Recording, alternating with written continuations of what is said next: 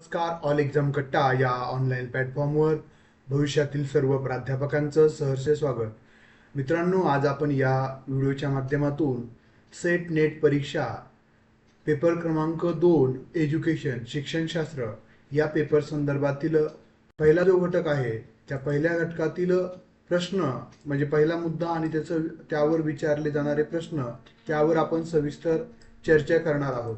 हा व्हिडिओ आवडला तर निश्चितच व्हिडिओला लाईक आणि अशा पद्धतीच्या सर्व अपडेटसाठी चॅनलला सबस्क्राईब करायला विसरू नका. त्याबरोबर आमच्या बरोबर जोडलं जाण्यासाठी याच व्हिडिओच्या खाली ऑल एक्झाम कट्टा यूट्यूब चॅनल, त्यानंतर ऑल एक्झाम कट्टा टेलिग्राम चॅनल, ऑल एक्झाम कट्टा व्हॉट्सअप चॅनल याच्या देखील लिंक दिलेले ज्या माध्यमातून तुम्ही आम्हाला फॉलो करू शकता.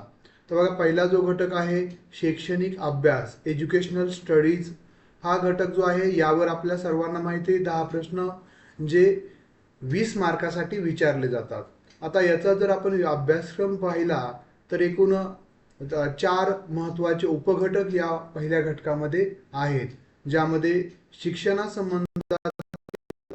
योगदान हा जो पहिला उपघटक आहे, ज्यामध्ये वैदिक शिक्षण पद्धती, उपनिषदकालीन तत्वज्ञान, बौद्ध व जैन तत्वज्ञान, भगवद्गीतेवरील शैक्षणिक दृष्टिकोन, नालंदा व तक्षशिला विद्यापीठ, भक्ती चळवळ व संत परंपरा, गांधीजींचे मूलभूत शिक्षण, त्यानंतर टिळक व महात्मा फुले यांचा शिक्षणविषयक दृष्टिकोन, स्वामी विवेकानंद, डॉक्टर बाबासाहेब आंबेडकर हा या घटकातील पहिला उपमुद्दा आहे.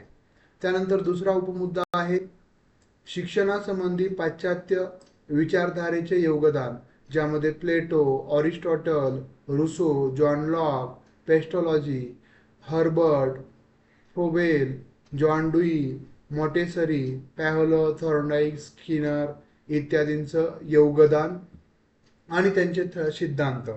त्यानंतर तिसरा उपघटक आहे याच पहिल्या घटकामधील शिक्षणाचा समाजशास्त्रीय आधार. तर यामध्ये समाजाच्या गरजा व अपेक्षा, संस्कृतीचे संवर्धन व हस्तांतरण, सामाजिक संरचनेचा परिणाम,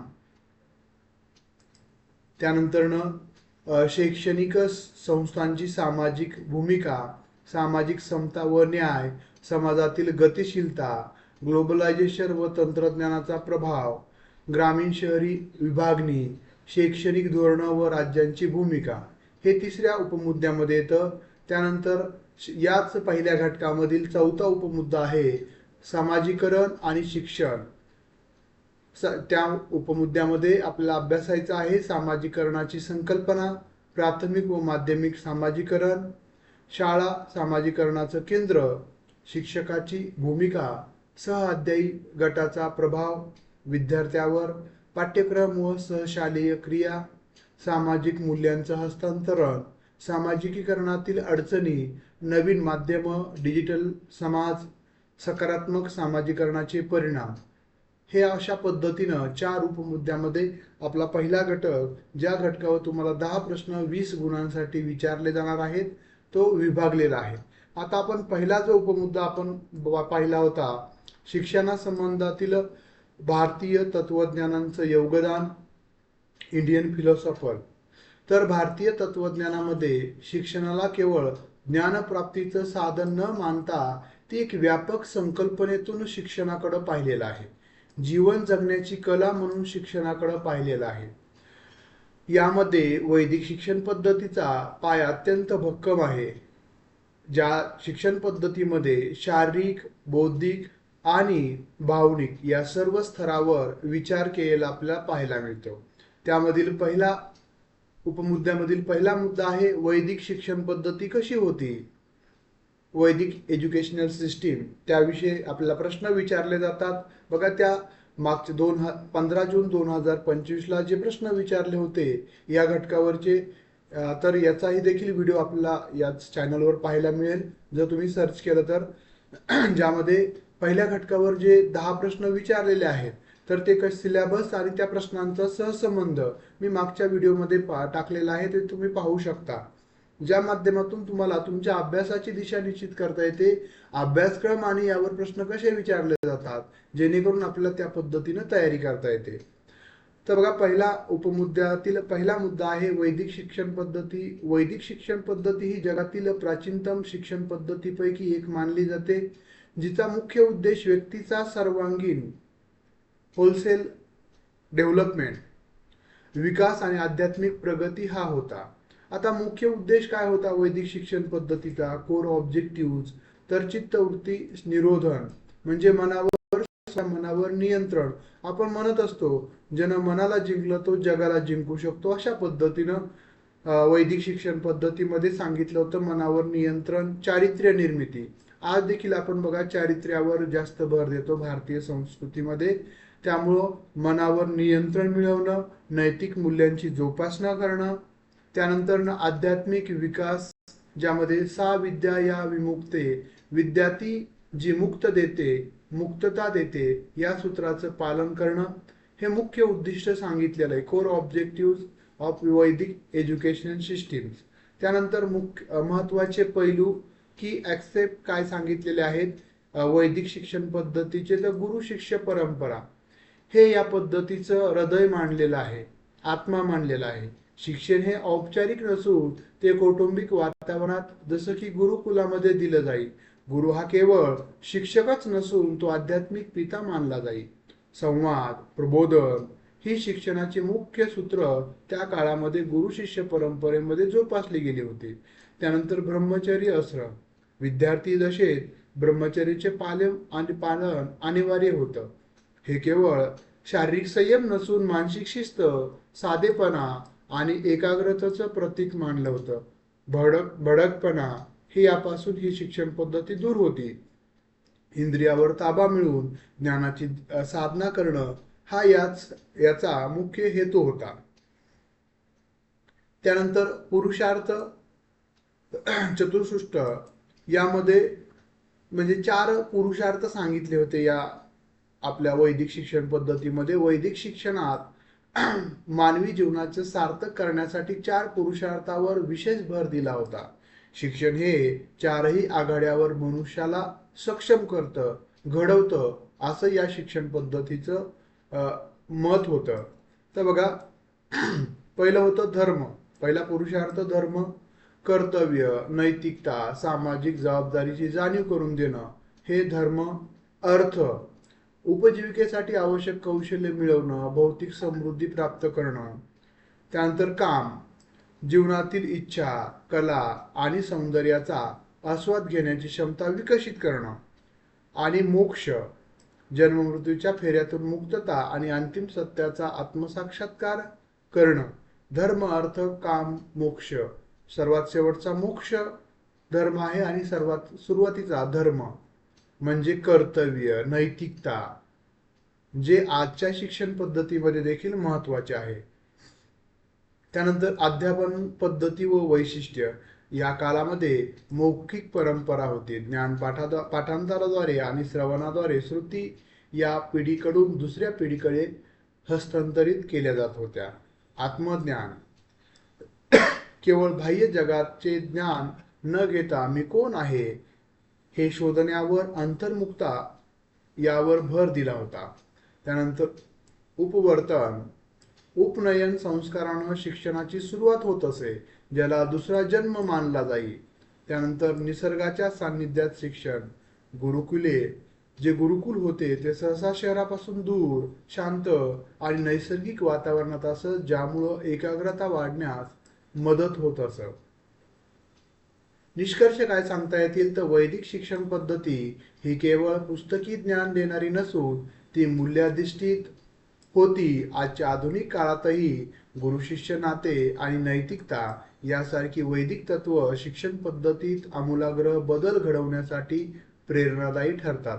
बघा, याच मुद्द्यावर आधारित आपण सरावासाठी, कारण आपली परीक्षा जी आहे ती ऑब्जेक्टिव्ह टाईप होणार आहे, त्यामुळे आपण मिळवलेलं ज्ञान डिस्क्रिप्टिव्ह ज्ञान ऑब्जेक्टिव्ह मध्ये कन्वर्ट करण्यासाठी त्या पद्धतीचे प्रश्न आपण प्रत्येक मुद्दा झाल्यानंतर हाताळणार आहोत. बघा, पहिला प्रश्न आहे वैदिक शिक्षण पद्धतीत शिक्षणाचा अंतिम उद्देश कोणता होता? हा प्रश्न वेगवेगळ्या सेट परीक्षेला विचारलेला आहे. सामाजिक प्रतिष्ठा मिळवणं, केवळ उदरनिर्वाहासाठी कौशल्य शिकणं, मोक्ष किंवा आत्मज्ञान प्राप्त करणं, राजकीय सत्तेचे ज्ञान मिळवणं. तर योग्य उत्तर काय आहे? मग आपण देखील कमेंट बॉक्समध्ये तुमच्या प्रतिक्रिया देऊ शकता. मोक्ष किंवा आत्मज्ञान प्राप्त करणं. वैदिक तत्वज्ञानानुसार 6 विद्या या विमुक्तते विद्या ही जी जीवनातून मुक्त करते. मुख्य सूत्र होतं अर्थ काम यापेक्षा मोक्ष या सर्वोच्च पुरुषार्थाला शिक्षणामध्ये अंतिम सत्य किंवा ध्येय मानलं होतं. पुढचा प्रश्न आहे, उपनयन संस्काराचा मुख्य उद्देश काय होता? शिक्षण पूर्ण झाल्याचे घोषित करणं, गुरुकुलात प्रवेश आणि गुरूंच्या सानिध्यात शिक्षणाची सुरुवात, विवाहासाठी अनुमती मिळवणं, युद्धकलेत निपुण होणं. योग्य उत्तर आहे गुरुकुलात प्रवेश आणि गुरूंच्या सानिध्यात शिक्षणाची सुरुवात करणं. त्यामुळे योग्य उत्तर आहे पर्याय क्रमांक बी. त्यानंतर पुढचा प्रश्न आहे, वैदिक शिक्षण पद्धती ब्रह्मचर्य या उपघटकाचा शिक्षणाशी कसा संबंध आहे? ते केवळ अविवाहित राहण्यापुरते मर्यादित होते. ते मानसिक शिस्त, इंद्रिय संयम आणि एकाग्रतेसाठी अनिवार्य होते. तो केवळ गुरूंच्या सेवेचा एक भाग होता. तो फक्त क्षत्रिय विद्यार्थ्यांसाठी अनिवार्य होता. तर वैदिक शिक्षण मध्ये ब्रह्मचर्य हे मानसिक शिस्त, इंद्रिय संयम आणि एकाग्रतेसाठी अनिवार्य होतं. त्यामुळं बी पर्याय योग्य आहे. त्याचं विश्लेषण खाली दिलेलं आहे. त्यानंतर चौथा प्रश्न आहे, वैदिक काळात ज्ञान हस्तांतरित करण्याची मुख्य पद्धती कोणती होती? मुद्रित पुस्तकाचे वाचन, डिजिटल माध्यमाचा वापर, मौखिक परंपरा आणि श्रवण. पर्याय क्रमांक सी बरोबर आहे. पुढचा प्रश्न आहे 5वा, मानवी जीवनातील धर्म, अर्थ, काम आणि मोक्ष या 4 स्तंभांना काय संबोधले जातं? 4 वेद, 4 वर्ण, 4 पुरुषार्थ, 4 आश्रम. तर योग्य उत्तर आहे 4 पुरुषार्थ. अशा पद्धतीनं भारतीय वैदिक शिक्षण पद्धती हा जो पहिल्या घटकातील पहिला उपमुद्दा आहे त्यापैकी एक सबमुद्दा आपण बघितलेला आहे. त्यावरचे प्रश्नही आपण कशा पद्धतीने विचारलेले, यापूर्वी विचारलेले हे सर्व सेटला विचारलेले प्रश्न आहेत. त्याचं विश्लेषणही आपण थोडक्यामध्ये समजून सांगण्याचा प्रयत्न केलेला आहे.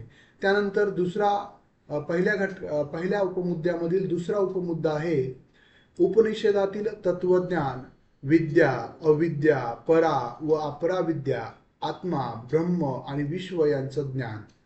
तर विद्या आणि अविद्या म्हणजे काय, या सर्व मुद्द्यांवर आपण अशाच पद्धतीनं सविस्तर लेक्चर्स, सविस्तर नोट्स, सविस्तर प्रश्न आपण पाहणार आहोत, ज्या आपण पुढच्या ह्याच्यामध्ये पाहणार आहोत.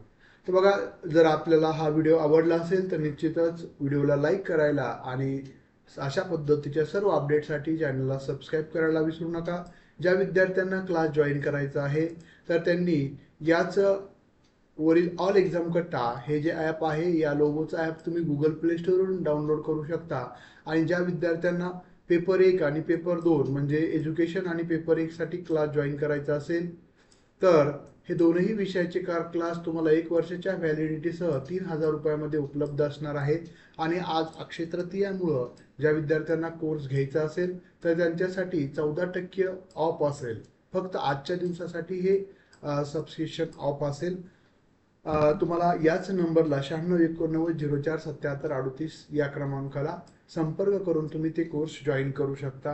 सुरुवातीला तुम्हाला ॲप डाउनलोड करावं लागेल. याबरोबरच सेटनेट परीक्षा, त्यानंतर MPSC प्राध्यापक भरती, मराठी, हिंदी, इंग्रजी, अर्थशास्त्र, राज्यशास्त्र या विषयाचे देखील कोर्सेस आपल्याला उपलब्ध आहेत. तर हा व्हिडिओ आवडला असेल तर निश्चितच लाईक आणि आपल्या मित्रमैत्रिणींना जे या परीक्षेची तयारी करतायत त्यांना शेअर करायला विसरू नका. आणि येणाऱ्या परीक्षेसाठी आणि परीक्षेतील अभ्यासासाठी खूप खूप शुभेच्छा. बघा, खूप महत्त्वाची संधी आहे. लवकरात लवकर सेटची जाहिरात प्रसिद्ध होणार आहे. या 8 दिवसामध्ये देखील जाहिरात प्रसिद्ध होऊ शकते. त्यामुळं विलंब न करता आपण आपल्या परीक्षेच्या तयारीच्या दृष्टिकोनातून मार्गक्रमण करणं गरजेचं आहे.